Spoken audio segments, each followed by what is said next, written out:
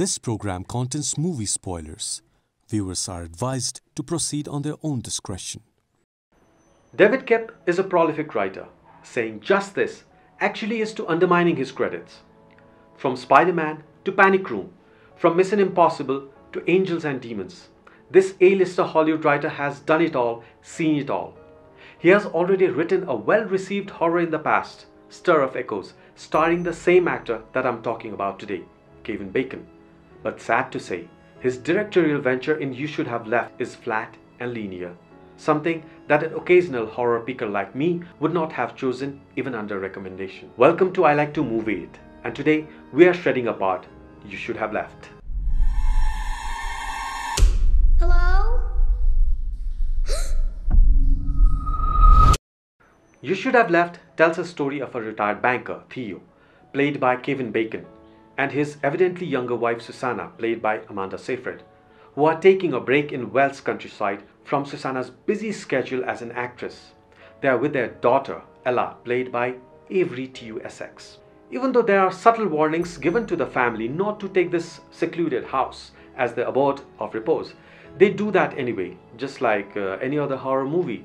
And what ensues is a mixture of jump scares every 10 minutes or so, along with long build-ups and a sense of lingering mystery within the house. What is absolutely beautiful about this movie is the cast. KevinBacon has his fair share of horrors and thrillers in his portfolio, and he absolutely fits into the shoes of Theo. His aging look, his body language, his sense of urgency, and the overall persona of a loving father is so well justified and so comfortable. AmandaSeyfried, once again, has also had her share of horrors, and her innocent look so well built in Jennifer's body seems to be meeting Chloe for this one. Comparatively though, her on-screen daughter Avery Essex, who has a longer screen time in this movie, she gives an endearing performance that compels to empathize and to make it scarier to relate and to watch. Sad and ironically, it is the story of the movie where renowned storyteller like Koepp seems to have failed miserably. I've already mentioned it earlier. The movie is linear, making almost like KevinBacon is appearing in every other scene. There are no highs and lows in the movie. The pacing is very slow, and the plot is almost predictable. Get this, and yes, spoiler alert. A man is convicted of his wife's murder, which he has always been denying, and suddenly he starts getting all these supernatural feels inside of a house. Sounds familiar? Now you can predict the ending, right? Of course you can. The story relies heavily on a situation, and it exploits the situation to its full extent.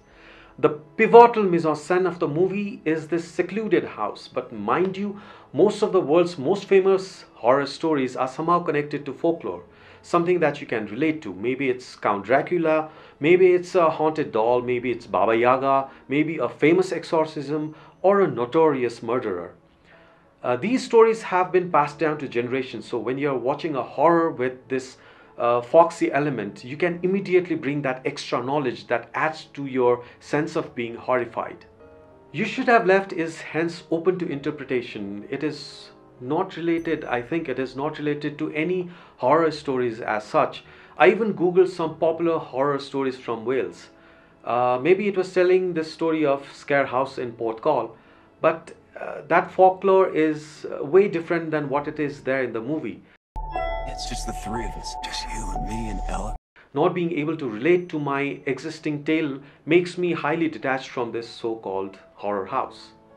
The art direction, the mood lighting, and the overall setting of the movie is near flawless. The eerie presence of the house, the color tones, and the somber sentiments being projected has given ample space for the viewers to be there. On top of that, the cinematography perfectly conceals or unveils subjects, constantly keeping up the tension. However, all these positive aspects of the movie aren't enough to justify the lackluster storytelling. I've already laid out the spoiler that the heart of the movie is about the murder, but the motive behind is not evident. Neither does the character of Theo show any kind of mental or physical attribute that would justify his action. The movie's end, it kept me guessing Why would the protagonist choose to punish himself to the crime he believes was a painless end for someone? I guess we would never know.